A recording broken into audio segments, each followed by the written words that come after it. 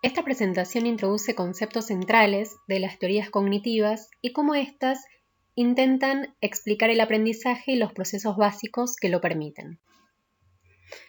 Para entender el surgimiento de estas teorías, debemos saber que en la segunda mitad del siglo pasado se produce un cambio que saca la lupa del comportamiento y la pone en la cognición. Algunos autores denominan este hecho como revolución cognitiva. Si bien es importante tener en cuenta que en Europa, los psicólogos de la Gestalt, Piaget y Vygotsky ya estudiaban los procesos mentales. Por lo tanto, el término revolución describe fundamentalmente lo que sucede en Estados Unidos en ese momento, donde el conductismo se había impuesto con bastante fuerza. Lo que sucedió es que las lagunas que estaba generando el conductismo comenzaron a producir cada vez más descontento. Por ejemplo, no podían explicar por qué las personas intentan organizar y dar sentido a la información que están aprendiendo y por qué en ocasiones incluso alteran la estructura de esa información, recordando el significado general y no los estímulos concretos, lo que produce un aprendizaje no literal. Por eso, por la convicción de que no podían seguir ignorándose los acontecimientos mentales, es que se deja de pensar en un organismo que reacciona frente a las imposiciones del ambiente para pensar en un sujeto que actúa en el ambiente, seleccionando información, interpretándola y almacenándola para luego usarla con distintos fines. Dentro de los supuestos generales de las teorías cognitivas del aprendizaje, una es que los procesos de aprendizaje que le interesan al cognitivismo son los exclusivos de los seres humanos, ya que tenemos capacidades que son propias de nuestra especie, como por ejemplo el lenguaje articulado, podemos pensar en procesos propios de aprendizaje, y esto hace que la mayor parte de la investigación sea con personas. Los procesos cognitivos constituyen el tema central del cognitivismo. Otro supuesto es que estos procesos cognitivos, que son justamente el tema central, como no son observables, son inferibles, se infieren a través de la conducta. La observación y la experimentación se consideran la metodología científica válida que se va a seguir. En este sentido, algunos autores hablan de conductismo metodológico, porque los cognitivistas comparten con los conductistas la convicción de que el estudio del aprendizaje se debe hacer de manera objetiva a través de la investigación empírica. Pero se diferencian en un aspecto crucial.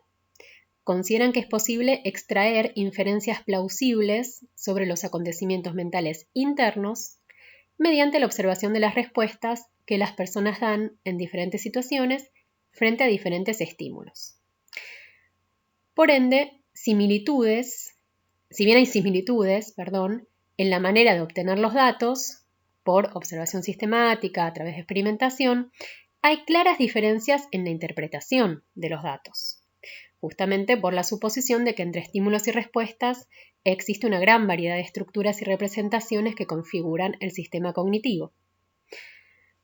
Otro supuesto es que hay una implicación activa en el proceso de aprendizaje y que las personas tenemos control sobre el procesamiento de la información. Recordemos que el sujeto actúa sobre el ambiente, buscando información que luego organiza internamente. Además, es capaz de ignorar circunstancias inmediatas y no dejarse manejar por ellas, con el objetivo de alcanzar metas más amplias y distantes. La realidad no se le impone, sino que puede seleccionar información, centrarse en alguna e ignorar otra de manera voluntaria.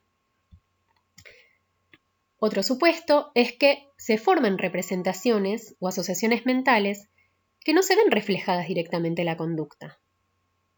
Hay aprendizaje, a pesar de que no se manifieste en una conducta determinada. Por último, la información nueva se relaciona con información almacenada. No hay inscripción de la realidad tal como es, pura, sino diferentes representaciones de la realidad que se crean en función de la forma en que nuestra mente está organizada y de los conocimientos que contiene, que le dan sentido a los estímulos. Es de esta relación a la que nos referimos. Por eso es el sujeto quien organiza y le da sentido a la experiencia. Bien, una de las teorías cognitivistas es la teoría del procesamiento de la información.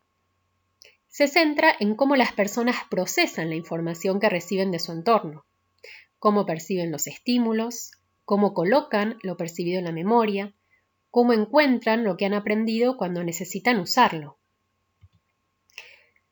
Las primeras teorías que adhieren a este enfoque tomaron la analogía con la computadora.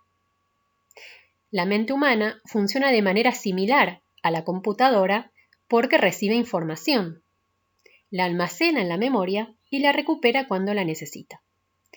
Sin embargo, esta analogía es un tanto simplista porque a menudo es difícil explicar cómo las personas interpretan la información.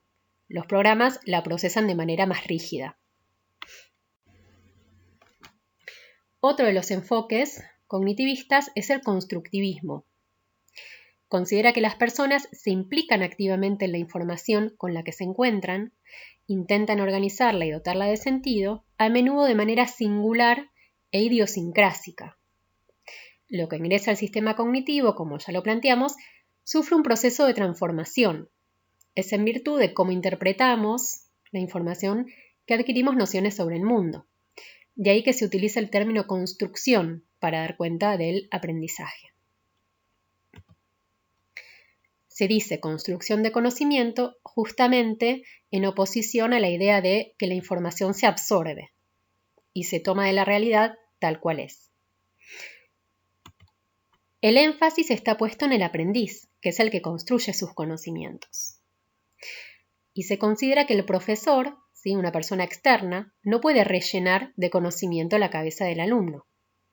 Sin embargo, esto es criticado por llevarse demasiado lejos y desdibujar el rol del docente.